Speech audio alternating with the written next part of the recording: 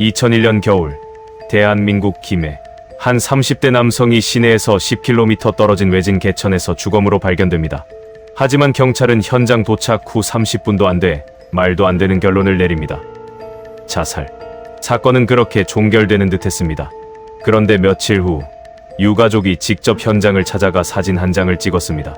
그 사진 속에는 경찰이 보지 못한, 아니 보지 않으려 했던 진실이 담겨 있었습니다. 타이어 자국, 깨끗한 신발, 그리고 존재하지 않는 발자국. 이 사진 한 장이 20년간 묻혀있던 살인의 증거를 드러내기 시작했습니다. 오늘 다크헌터가 그 진실을 쫓습니다. 2001년 겨울, 김해 시내의 작은 회사. 30대 초반의 김모 씨는 그날도 평범하게 퇴근했습니다.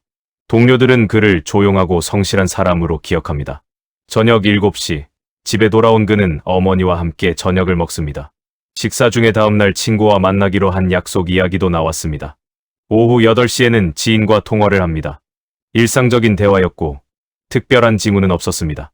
오후 10시쯤 그가 집을 나섭니다. 잠깐 나갔다 올게요. 어머니에게 남긴 마지막 말이었습니다. 평상복 차림에 지갑과 휴대전화만 챙겼습니다. 급하지도 불안해 보이지도 않았습니다. 그저 금방 돌아올 것처럼. 하지만 그는 돌아오지 않았습니다. 다음날 새벽 6시, 집이 아닌 10km 떨어진 외진 개천에서 차갑게 식은 채 발견됩니다.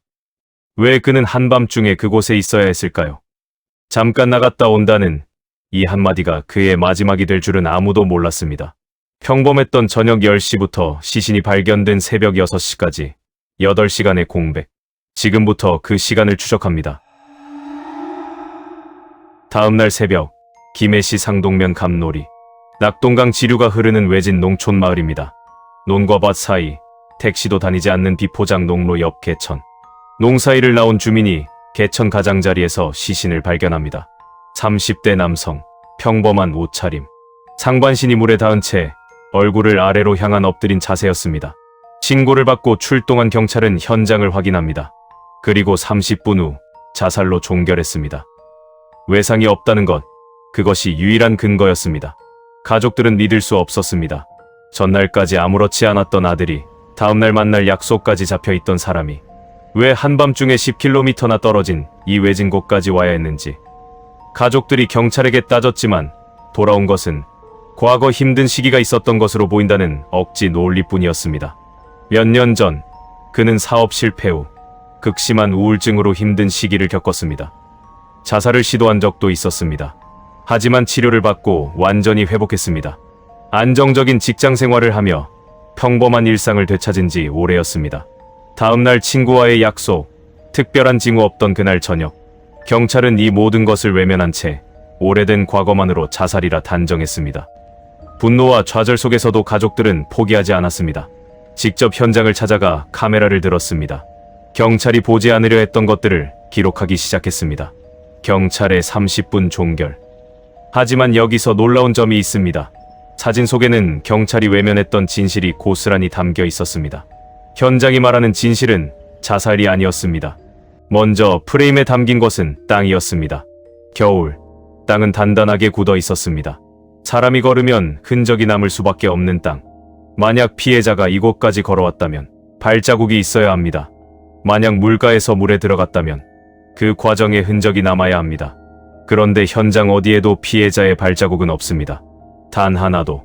대신 두 줄의 선명한 타이어 자국이 시신이 있던 곳까지 정확히 이어져 있습니다. 다음은 신발입니다. 피해자가 신고 있던 운동화. 만약 한밤중에 10km를 이동해 비포장 흙길을 걸었다면, 물가에 진흙을 밟았다면 신발 밑창에는 당연히 흙이 묻어 있어야 합니다. 그런데 신발은 깨끗합니다. 마지막으로 자세입니다. 시신은 상반신이 물에 닿은 채 엎드려 있습니다. 스스로 물에 들어간 사람의 자세가 아닙니다. 마치 누군가 조심스럽게 내려놓은 것처럼. 사진은 말하고 있습니다. 이 사람은 이곳까지 걸어서 온 것이 아니라고, 누군가의 차로 옮겨진 것이라고. 발자국 없음, 깨끗한 신발, 그리고 타이어 자국. 현장의 모든 물리적 증거가 하나의 결론을 가리킵니다. 피해자는 이곳까지 옮겨졌습니다. 이것이 의미하는 바는 명확합니다. 이건 자살이 아니라 살인입니다. 그렇다면 경찰이 30분 만에 내린 자살 결론은 대체 무엇을 덮기 위한 것이었을까요? 2025년 11월, 다크헌터는 사건이 발생한 바로 그곳, 김해 상동면 감놀이를 찾았습니다. 24년이 지난 현장, 감놀이 표지석 옆을 지나 농로를 따라 걸었습니다. 낮인데도 인적이 드물었습니다. 한밤중이라면 완전한 고립이었을 것입니다. 농로를 걸으며 확인했습니다. 이 길은 걸으면 흔적이 남을 수밖에 없는 땅이라는 것을. 차가 지나가면 타이어 자국이 새겨지고 사람이 걸으면 발자국이 남는다는 것을. 앞서 말씀드린 것처럼 2001년 겨울 그날 밤, 현장에는 발자국이 하나도 없었습니다. 개천에 도착했습니다. 물은 고요하게 흐르고 있었지만 수심은 깊지 않았습니다. 성인 남성의 무릎에서 허벅지 정도, 물가에 섰습니다. 그리고 상상해봤습니다. 만약 여기서 스스로 익사하려 한다면 무릎을 꿇고 얼굴을 물에 담가야 합니다.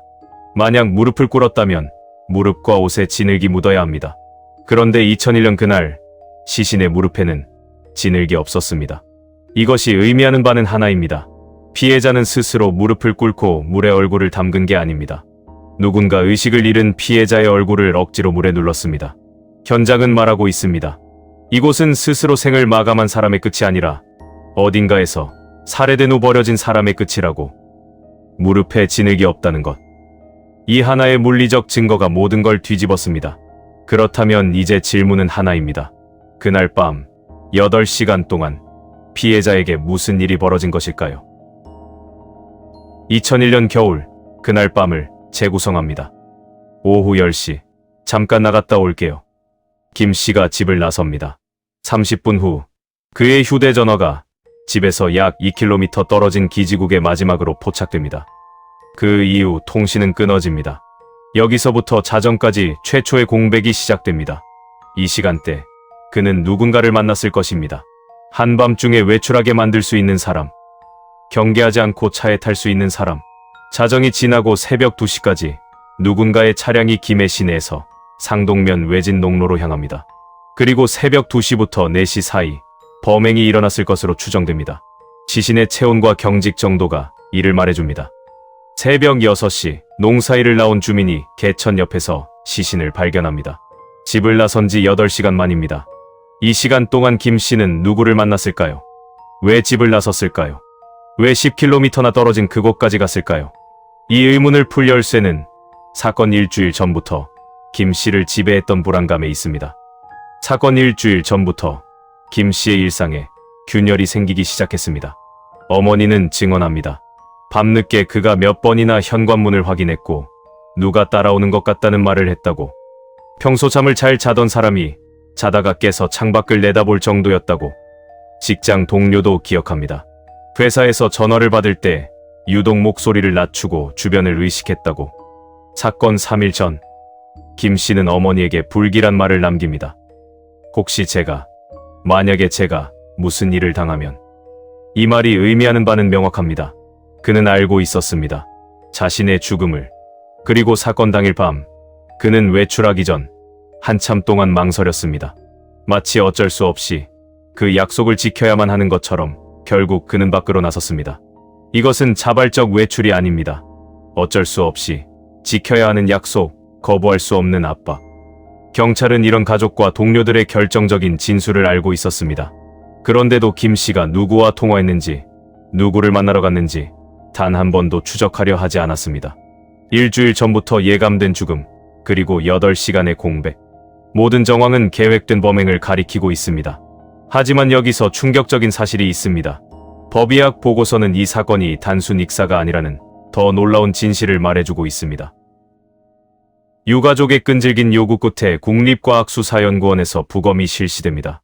경찰은 자살을 확신했습니다. 국과수도 같은 결론을 내릴 거라 예상했습니다.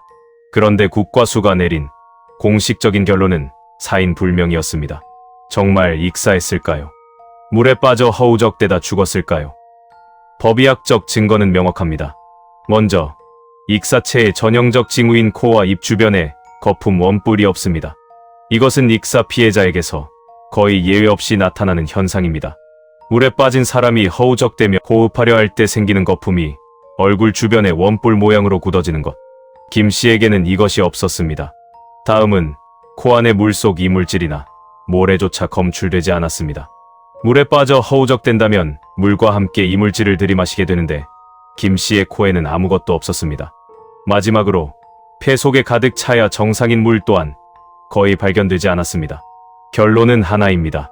피해자는 물에 빠져 허우적대다 죽지 않았습니다. 그런데 부검 과정에서 또 하나의 결정적 발견이 있었습니다.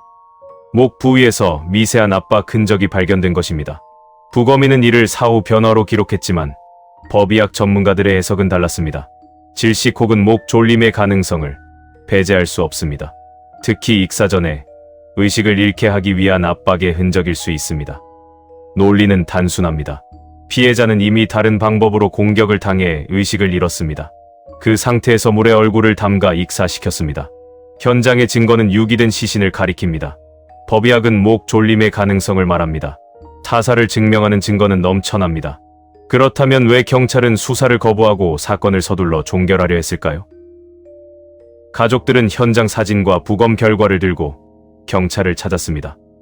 타이어 자국의 감식을 요구했습니다. 신발과 현장 흙의 대조 분석을 요청했습니다. 목 부위 압박 흔적의 정밀 검사를 요구했습니다. 그러나 경찰의 답변은 한결같았습니다. 이미 종결된 사건이라는 것, 재수사 필요성을 인정하기 어렵다는 것. 2005년 가족들은 다시 경찰청을 찾아갔습니다. 담당자가 바뀌었다는 답변만 돌아왔습니다. 2010년 또다시 재수사를 요청했습니다.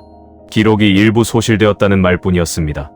2015년 끈질긴 요구 끝에 재조사를 약속받았습니다. 하지만 실질적인 조사는 단 하루 만에 끝났습니다. 새로운 증거 분석도, 목격자 재조사도, 통화 기록 확인도 없이 결국 증거 불충분으로 다시 종결되었습니다. 재수사에 필요한 증거는 넘쳐납니다. 타이어 자국, 발자국 부재, 깨끗한 신발, 무릎의 진흙없음, 국과수의 사인 불명, 목의 압박 흔적. 그런데도 경찰은 왜 수사를 거부했을까요? 초동 수사 실패를 인정하기 싫었던 조직적인 문제도 있을 것입니다. 하지만 가장 우려되는 가능성이 있습니다. 혹시 피해자의 죽음에 경찰이 알고 있지만 밝히고 싶지 않은 무언가가 있었던 건 아닐까요? 20년간 이어진 조직의 벽, 가족들의 절규는 그 벽에 부딪혀 메아리 쳤을 뿐입니다. 하지만 진실은 사라지지 않습니다. 사진 속 증거들이 여전히 말하고 있으니까요. 2001년 겨울, 김해 상동 의문사. 경찰이 30분 만에 자살로 결론 내린 이 사건. 하지만 유가족이 찍은 사진 한 장이 모든 걸 바꿨습니다. 다시 한번 정리하겠습니다. 현장에는 발자국이 없었고 타이어 자국만 있었습니다. 무릎에는 진흙이 묻지 않았습니다. 국과수는 사인불명을 판정했습니다. 이 모든 증거가 말합니다. 이것은 자살이 아니라고, 치밀하게 계획되고 실행된 살인이라고. 그리고 2025년 현재 다크헌터는 이 사건을 추적하고 있습니다. 경찰이 하지 않았던 통화 기록 분석, 당시 상동면 일대 차량 이동 경로, 피해자와 접촉했던 주변 인물들. 우리는 지금도 단서를 모으고 증거를 분석하며 진실에 한 걸음씩 다가가고 있습니다. 20년이 지났으니 끝났을까요? 범인을 찾을 수 없을까요? 공소시효가 지났을까요? 아닙니다. 이 사건은 종결되지 않았습니다. 범인 추적의 조건을 봅시다. 공소시효. 살인죄에는 존재하지 않습니다. 증거. 재수사에 필요한 증거는 넘쳐납니다. 수사 주체. 경찰이 외면한다면 우리가 담당자입니다. 20년이라는 시간은 범인에게 면죄부가 아닙니다.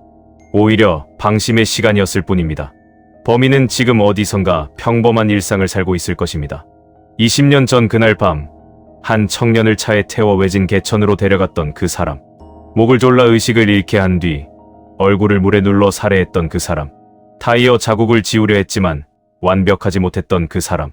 잠깐 나갔다 온다는 이 한마디를 남기고 떠난 30대 청년은 지금도 집으로 돌아오지 못한 채 차가운 땅 아래에서 진실이 밝혀지길 기다리고 있습니다. 진실을 밝히는 일은 결국 누군가 끝까지 질문을 멈추지 않는 것에서 시작됩니다. 2001년 겨울, 상동의 작은 개천에서 멈춰버린 기록은 오늘 이 영상을 보는 여러분의 기억 속에서 다시 한번 호흡을 시작합니다.